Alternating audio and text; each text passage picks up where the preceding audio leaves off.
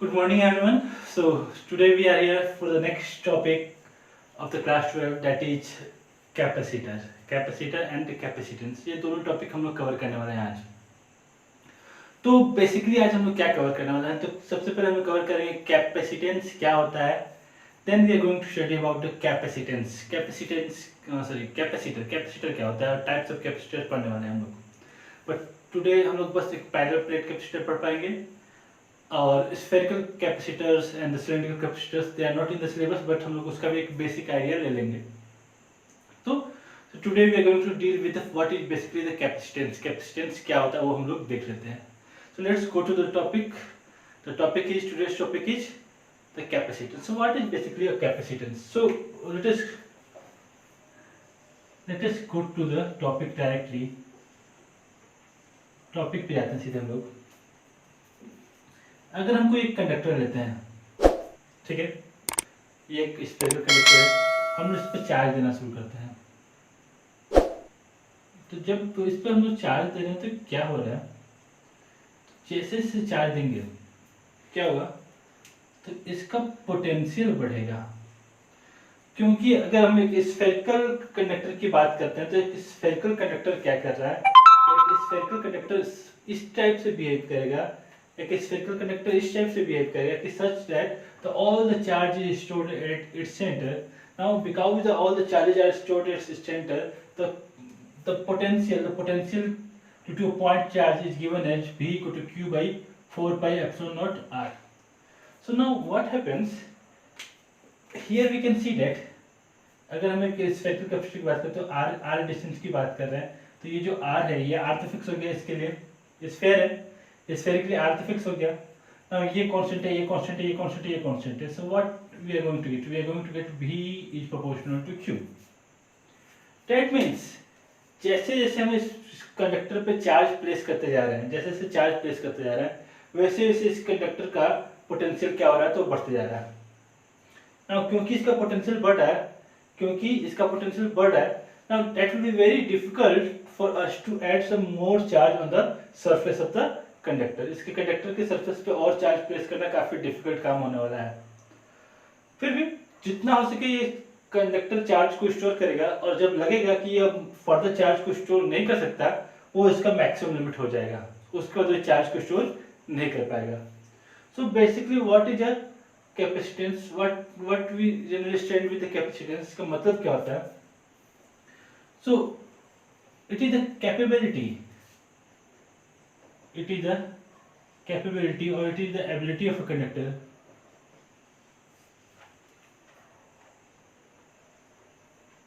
to store the charge, to store the charge on it।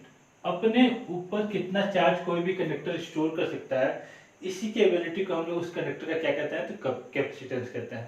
So what we are going to get, we are going to get that potential of a conductor is directly proportional to V। The potential of a conductor is directly proportional to V। जैसे जैसे Q बढ़ेगा वैसे वैसे उस conductor का potential बढ़ेगा। अब अगर उसका पोटेंशियल बढ़ा चार्ज बढ़ने से, तो can I say that the ratio Q by V is going to be a constant। the ratio Q by V is going to be constant, and that ratio is denoted by the capital C, that is term plus C, which is called the capacitance of the conductor. So the ratio Q by V is a constant, and what is C here, so where C is capacitance of the conductor, मतलब ability उस conductor की charge store करने की, उस ability को हम क्या बोलते हैं, तो कैपेसिटेंस कहते हैं। और किसी भी एक पर्टिकुलर कंडक्टर के लिए ये रेशियो है जो चार्ज स्टोर करने का per unit voltage, charge storage करने की कैपेसिटी पर यूनिट वोल्टेज, ये कांस्टेंट रहता है, जिसको हम डिनोट करते हैं सी से। ठीक है। Now if you talk about the SI unit, the SI unit of the capacitor is going to be Q by V, that is Q का क्या होता है, Q को होता है कूलम, वोल्टेज क्या होता है, तो volt, that is coulomb per volt. SI unit is coulomb per volt, and that is also called farad। The SI unit of capacitance is known as farad। Capacitance कैसा unit farad होता है। But जैसे हम आगे जाएंगे, अभी हम लोग एक एग्जांपल देखेंगे। जैसे हम आगे जाते हैं हम लोग को क्या पता चलता है कि फराड एक बहुत लार्ज यूनिट है, it is not a small unit, something like joule. Joule energy के यूनिट बट ये काफ़ी स्मॉल यूनिट है। जैसे और भी हम यूनिट्स की बात करते हैं, जैसे हम बात करते हैं मीटर, मीटर भी एक स्मॉल यूनिट है, but farad is something like we can compare like if metre and light year, ये दो यूनिट्स हैं। Similarly in the same manner हमारे पास क्या हो गया, तो फराड, फराड और we can say that picofarad. मतलब इन दोनों के बीच में जो डिफरेंस है मीटर और लाइट ईयर में जो डिस्टेंस आता है वैसी सेम डिस्टेंस हमारा होगा पिकोफराड और फराड के बीच में। मतलब लाइट ईयर काफी लार्ज यूनिट है, in the same manner farad is a very very large unit of capacitance. किसी भी कनेक्टर का यूनिट फराड में नहीं हो सकता, इट इज ऑलमोस्ट इम्पॉसिबल। अभी हम देखेंगे कैसे नहीं हो सकता, but for the now what is capacitance? Basically capacitance is the ratio of charge per unit volt applied for a conductor. That ratio is known as capacitance of the conductor.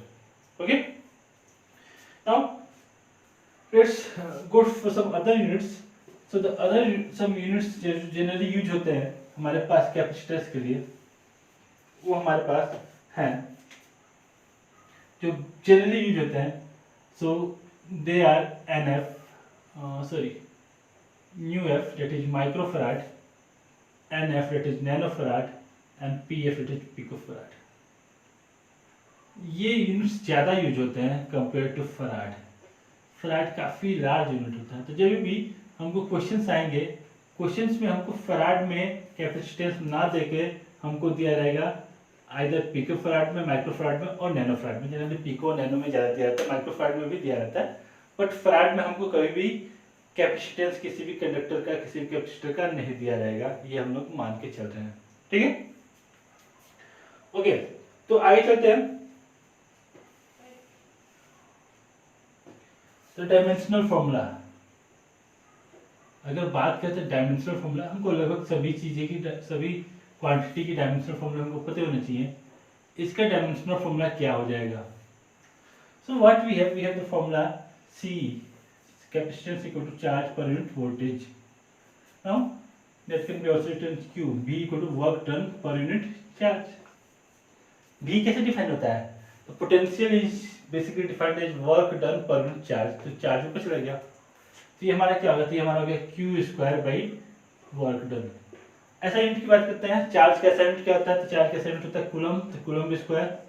Work done का क्या होता है, तो work done का हो जाता है kg metre पर सेकेंड स्क्वायर, kg मीटर पर second square. Now convert this into the dimensional formula. Coulomb, coulomb को क्या लिखते हैं, तो लिखते हैं इसको AT का पावर 2 डिवाइडेड बाय kg यानी m का power sorry kg metre square पर second square, that is the assignment of formula. तो kg का हो गया m का पावर 1, मीटर का हो गया l का पावर 2, सेकेंड का हो गया t का पावर -2। तो हमारा कैपेसिटेंस का डायमेंशनल फॉर्मूला हो गया m का पावर -1, l का पावर -2, m का पावर -1, l का पावर -2, t का पावर -2 है, t का पावर t का पावर 4 हो जाएगा और a का पावर 2 हो जाएगा। That is the dimensional formula of the capacitance, which is equal to m to the power -1, l to the power -2, t to the power 4, a to the power 2. That is the dimensional formula of the capacitance of a conductor. Okay, now let's move to the next topic. The topic is we are going to study about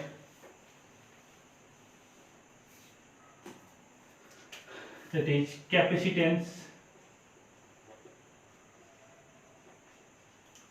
of an isolated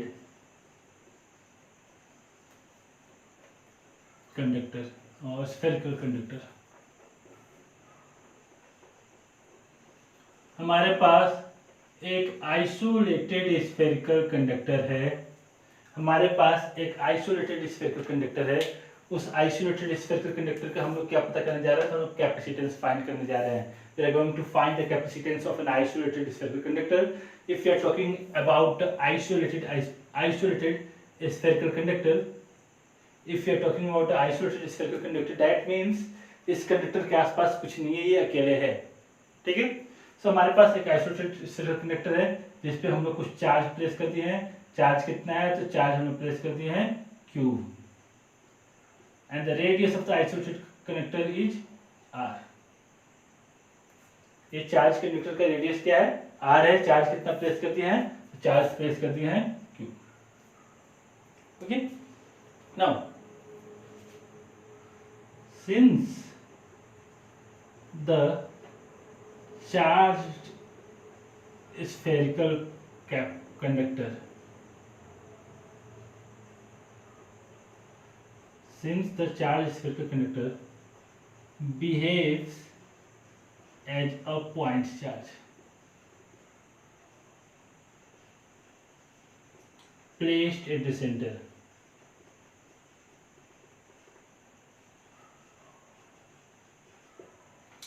अभी हम लोग ने पढ़ा हुआ पिछले topic, मतलब कुछ topics पहले, कि जो अगर हम एक स्फेरिकल कंडक्टर की बात करते हैं या स्फेरिकल सेल की बात करते हैं, तो स्फेरिकल कंडक्टर या स्फेरिकल सेल इस टाइप से बिहेव करता है जैसे सारा का सारा चार्ज कहाँ पे हो, तो सारा का सारा चार्ज उसके सेंटर पे रखा हुआ हो, ठीक है। तो मैंने मान लिया कि जो क्यू चार्ज है वो क्यू चार्ज कहाँ पे है, तो इसके सेंटर पे है। मेरे को क्या करना है, तो मेरे को इसके सरफेस पे कैपेसिटेंस फाइंड करना है, सरफेस पे या इस स्फेरिकल चार्ज का कैपेसिटेंस कितना होगा। So now if the whole the charge is situated at the centre of the condenser of the conductor, सारा का सारा इसके सेंटर पे है, तो उस केस में पोटेंशियल इसके सरफेस पे क्या होगा। So I can write that the potential at the surface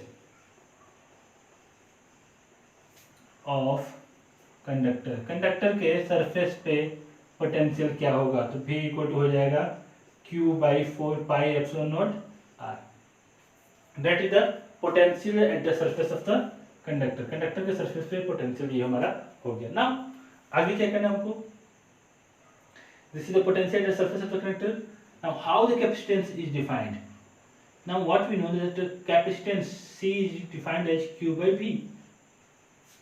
That what we know, the capacitance is defined as charge stored per unit potential applied. In that case, Q can be written as Q and V is can be written as Q/4πε0 R. Q get cancelled out. The capacitance of a isolated spherical conductor becomes 4πε0 R. The capacitance of a isolated spherical conductor becomes 4πε0 R, where all the terms has their usual meanings, where R is the radius of the isolated spherical conductor. Fine. So I don't think कि कोई doubt होगा यहाँ पे, सब कुछ बने चल रहा है। आगे बढ़ते हैं हम लोग अपने टॉपिक पे। तो अभी मैंने क्या देखा, तो हम लोगों ने देखा कि जो C आया, कैपेसिटेंस आया, वो आया 4πε0 R।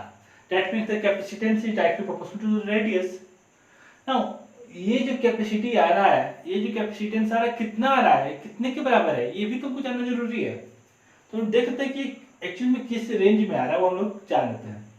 तो हम लोग क्या करते हैं, एक छोटा सा क्वेश्चन सॉल्व कर लेते हैं, जिससे हमको आइडिया हो जाए कि हम किस रेंज में कैपेसिटी की बात कर रहे हैं, कैपेसिटेंस किस रेंज में हमारा आ रहा है। तो हम लोग एक क्वेश्चन कर लेते हैं। तो question says that find the capacitance of अर्थ।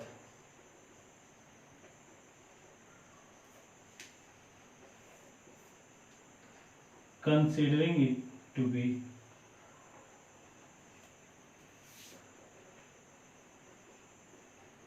इसको कंडक्टर मान के ऐसे कैपेसिटेंस फाइंड कर लेते हैं, ठीक है।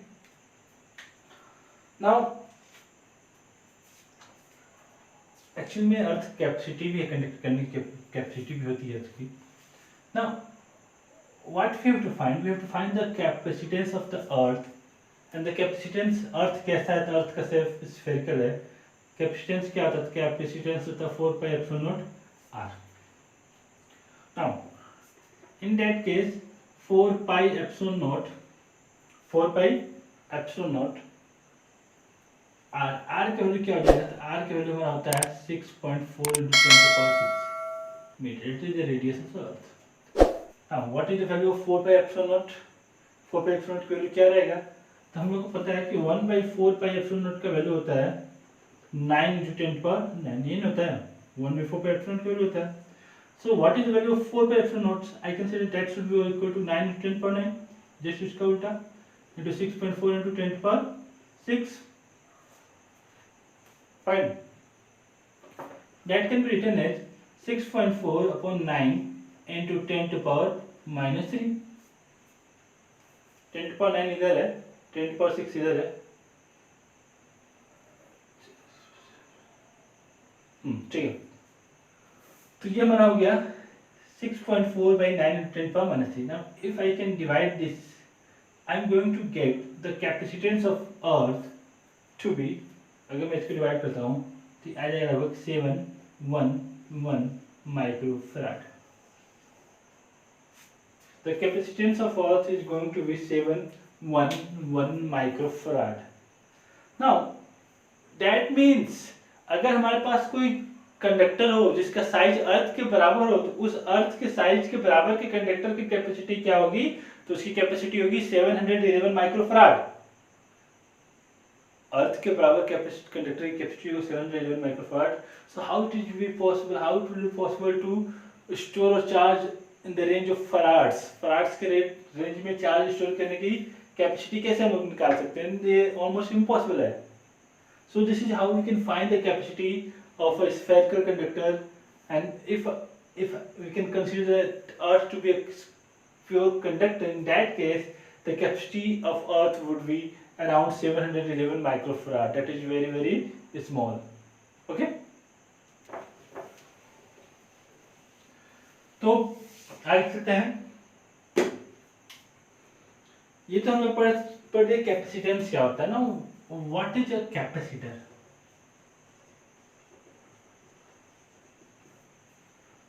कैपेसिटेंस तो देखिए हम लोगों ने, कैपेसिटेंस क्या होता है, स्फेरिकल कैपेसिटर का, स्फेरिकल कंडक्टर का कैपेसिटेंस भी फाइंड कर लिया।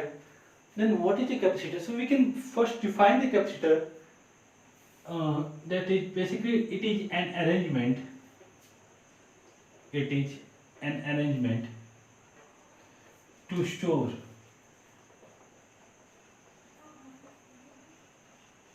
large amount of charge. It is arrangement to store large amount of charge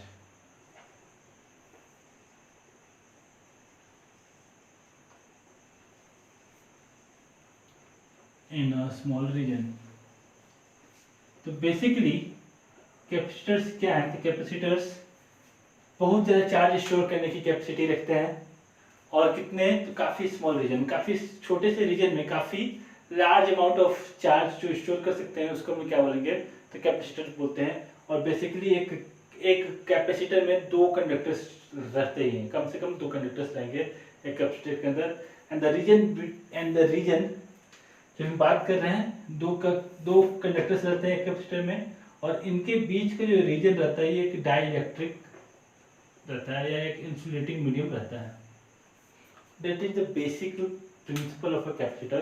जब भी एक कैपेसिटर बनाएंगे तो उस कैपेसिटर में क्या क्या रहेगा, कम से कम चीजें क्या रहेंगी, तो दो कंडक्टर्स रहेंगे, और 2 कंडक्टर्स, एक पे पर्टिकुलर चार्ज दिया जाएगा, दूसरे पे पर्टिकुलर चार्ज इंड्यूस होगा, और इनके बीच का जो रीजन होगा, वो बीच का रीजन कैसा होगा, तो उनके बीच का जो रीजन होगा वो डाइइलेक्ट्रिक मीडियम रहता है।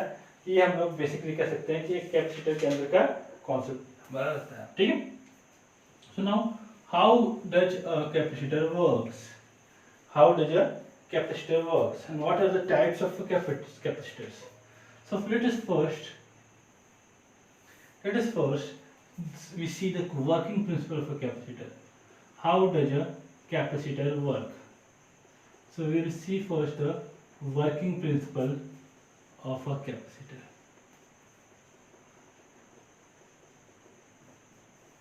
We will see the working principle of a capacitor, how does a capacitor works. So let us consider a metal plate, the metal plate named is A. एक मैंने metal plate consider किया. Now मैं क्या बनाना चाहता हूँ, तो मैं एक कैपेसिटर बनाना चाहता हूँ। कैपेसिटर का काम क्या होगा, तो कैपेसिटर का काम होगा चार्ज स्टोर करने का। तो कैपेसिटर क्या करेगा, तो कैपेसिटर चार्ज स्टोर करने जा रहा है। Now what amount of charge, तो maximum charge it can store, जितना ज़्यादा चार्ज स्टोर कर सके उतना ज़्यादा चार्ज मैं स्टोर करने जा रहा हूँ। Now I have taken a metal plate A and I have started to place some charge over it. मैं जो भी चार्ज इस पर प्लेस करूँगा, ये चार्ज क्या होगा, तो इसके पूरे सरफेस पे स्प्रेड कर जाएगा। तो क्या करूँगा, मैं चार्ज स्टोर करते गया, स्टोर करते गया, स्टोर करते गया। एक टाइम आया, एक टाइम आने के बाद इस सरफेस का पोटेंशियल इतना बढ़ गया कि अब इस पे फर्दर चार्ज हम इस पे स्टोर नहीं कर सकते। That is the maximum potential of the surface. So when I store some charges on this metal plate A, एक टाइम के बाद क्या होगा कि अब इस पे मैं फर्दर चार्ज स्टोर करने जाऊंगा तो चार्ज रिपेल कर जाएगा, यानी स्टोर नहीं होगा, ये मैक्सिमम पोटेंशियल पे आ गया। अब इससे ज़्यादा चार्ज स्टोर नहीं कर सकता।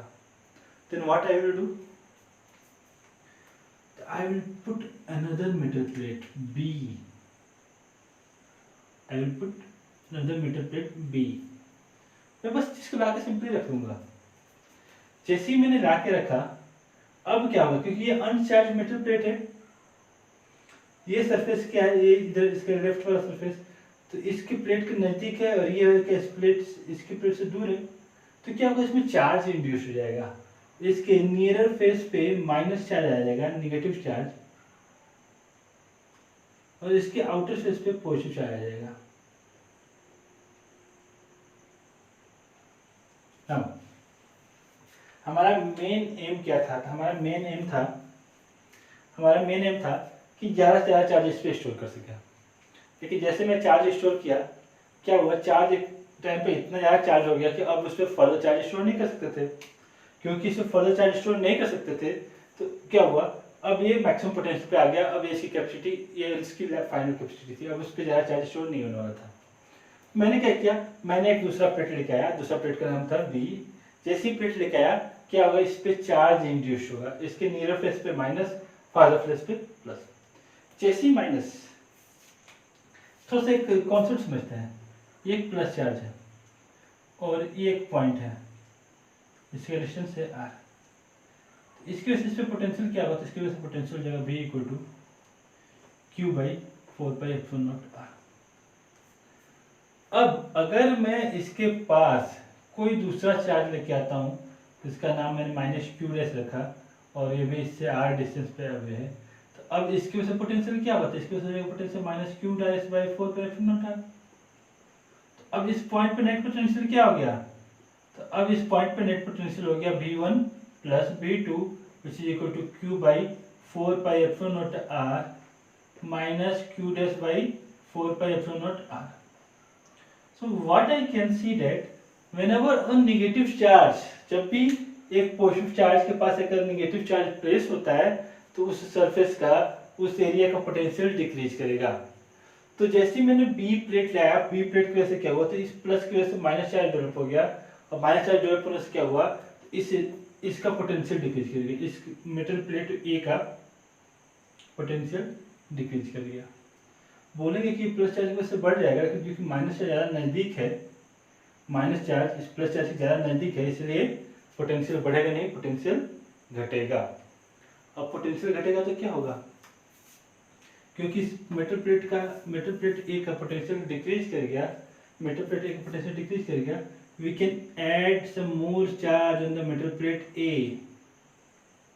We can add some more charge on the metal plate A so that metal plate A can be reach its maximum potential. क्योंकि मैंने इसके माइनस चार्ज लेके इसके पोटेंशियल को डिक्रीज कर दिया, तो क्या कर सकते हैं, अब इसको मैक्सिमम पोटेंशियल पे बढ़ने के लिए हम लोगों ने क्या किया है, इस पे और चार्ज डाला, मतलब क्या हुआ कि इस मेटल प्लेट की कैपेसिटी बढ़ गई। तो कैपेसिटी को हम लोग कैसे बढ़ाए, तो कैपेसिटी को बढ़ाने के लिए हम लोग सिंपली एक पास में एक दूसरा मेटल प्लेट लेके आ गया। लेकिन ध्यान देना है कि ये मेटल प्लेट इस मेटल प्लेट से टच ना हो। अगर मेटल प्लेट से टच हो जाएगा तो क्या कोई फायदा नहीं होगा, सारा चार्ज ट्रांसफर हो जाएगा। In that case that is the maximum potential of the plate A, fine. But हम चाहते हैं कि इस पे और हम चाहते हैं कि इस पे और चार्ज स्टोर करें। मेरा इंटेंशन है कि मैं इस पे और चार्ज स्टोर करूं। So how I can store some more charge on the metal plate. That was the situation. The metal plate has already been charged to its maximum potential. Now our aim is to store some more charge on it. मैं A पे और charge store करने का सोच रहा हूँ, इतना से मेरा मन नहीं भरा। ये सिचुएशन था। अब मैंने क्या किया, इस मेटल प्लेट B को ग्राउंड कर दिया।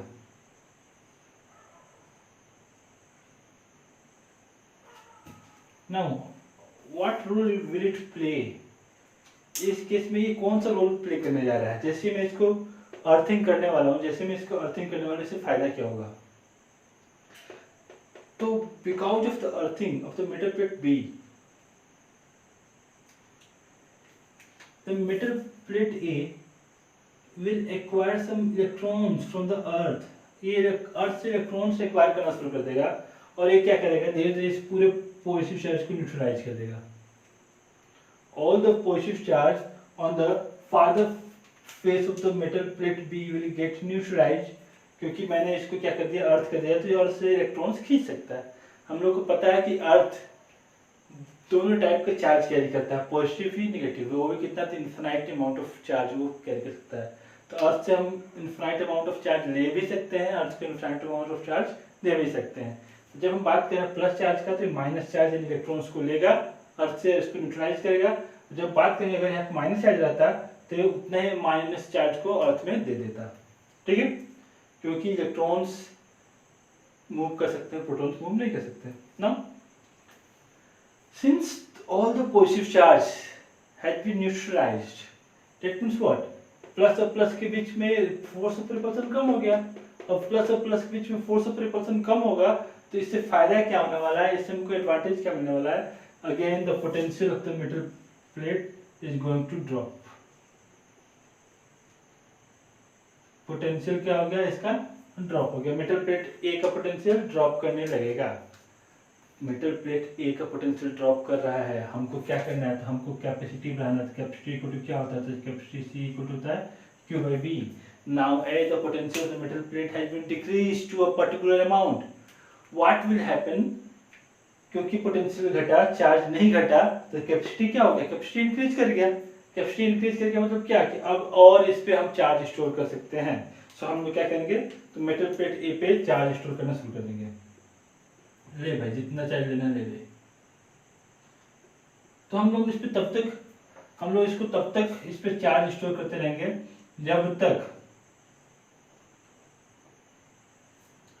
जब तक ये अपने मैक्सिमम पोटेंशियल पे ना जाए।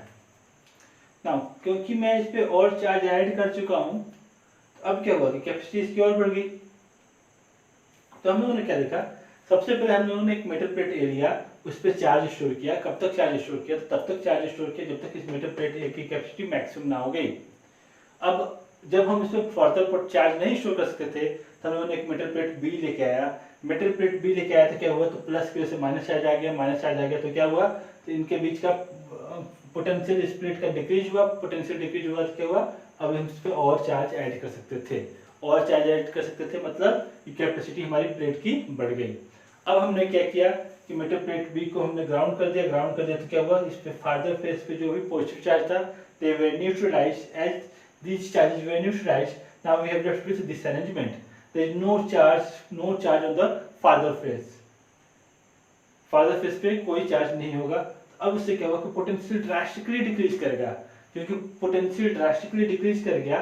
Now to reach to the maximum potential of the plate A के मैक्सिमम पोटेंशियल पे रीच करने के लिए हम लोग क्या कर सकते हैं, हम इस पे और चार्ज ऐड कर सकते हैं। क्योंकि हम लोगों ने इस पे और चार्ज ऐड कर दिया, that means what, that means what, कि इस मेटल प्लेट ए का कैपेसिटी क्या हो गया, तो बढ़ गया। ठीक, तो ध्यान देंगे यहाँ पे हो क्या रहा हमारा, तो हमारे पास दो मेटल प्लेट से, मेटल प्लेट ए, मेटल प्लेट बी, इसको हमने क्या किया, तो ग्राउंड किया तो इसका दूसरा फेस का चार्ज खत्म हो गया, तो इसकी वजह से क्या हुआ, इसको हमने और चार्ज स्टोर कर पाए। और चार्ज स्टोर कर पाए मतलब the capacity of the metal plate has been increased drastically. So this is the basic working principle of a capacitor. So that is how a capacitor works. That is how a capacitor works in the general life. The normal name, the general name of a capacitor is a condenser. तो generally बहुत सारे devices में use होता है, जिसमें fan हमारा क्या है, तो एक बहुत बड़ा कॉमन, बहुत ही कॉमन हमारा डिवाइस है, ठीक है। This is how a capacitor works in the daily life, okay. That is called the working principle of capacitor. Now if we are going to talk about the types of capacitor, अगर हम लोग capacitor के types के बारे में बात करें तो हम बेसिकली 3 टाइप के कैपेसिटर्स जानते हैं। सो let us go to the types of capacitor. So we will first start with the parallel plate capacitor.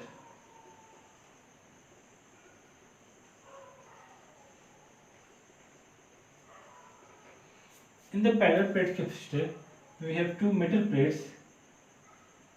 We will have two metal plates, metal plate A and metal plate B, and the farther face of the metal plate will be grounded to earth and the charge will be stored to the metal plate A. So that is the arrangement of parallel plate capacitor. In this, इसका nearer face से farther face पे कोई charge नहीं है, ठीक है। So this is, and इन दोनों plates के बीच का जो मीडियम रहता है वो डाइलेक्ट्रिक मीडियम रहता है, मीन्स कंडक्टिंग मीडियम नहीं रहता, नॉन कंडक्टिंग मीडियम रहता है। और जनरली वो मीडियम के बीच का गैप जो रहता है काफ़ी स्मॉल रहता है। हम देखेंगे जब इसका हम लोग फॉर्मूला डिराइव करेंगे तो देखेंगे कि क्या कंडीशंस हैं वो देखेंगे, ठीक। दूसरा कैपेसिटर है, दूसरा टाइप ऑफ कैपेसिटर है that is called cylindrical capacitor.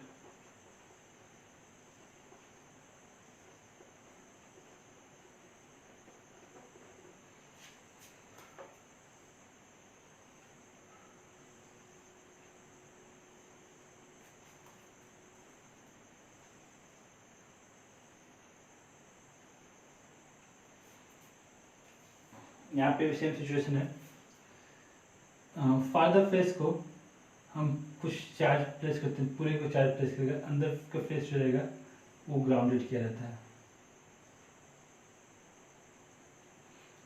Plate A plate B, but कैसे रहते हैं, तो ये इस सिलेंडर के शेप में रहते हैं और इन दोनों के बीच में कुछ स्लाइट गैपिंग रहता है जो डाइलेक्ट्रिक मीडियम रहता है और इंसुलेटिंग मीडियम रहता है, ठीक है। तीसरा हमारा आता है spherical capacitor.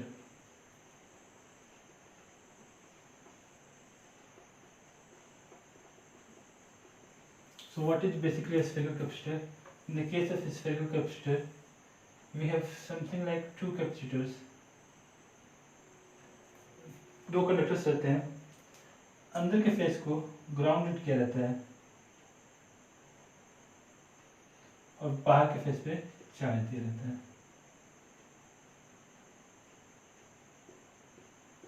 Now this is how this works.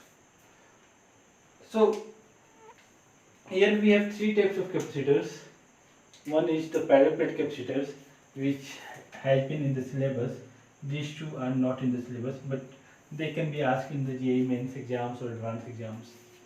Not directly, but indirectly they can be asked. So we will study all of 3. We will see. But basically we are firstly going to study about the parallel plate capacitors. Parallel plate capacitor पहले देखेंगे, फिर हम लोग अपने अगले topic पे जाएंगे, ठीक।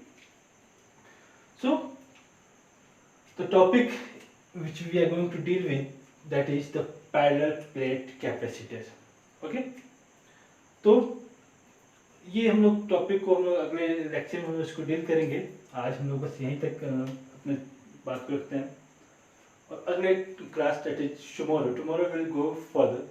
आई नो दैट इज मैंने 3 दिन से कोई वीडियो अपलोड नहीं किया था 12th क्लास पे, but I think I am going to upload at least 1 video a day for 12th class from now, okay.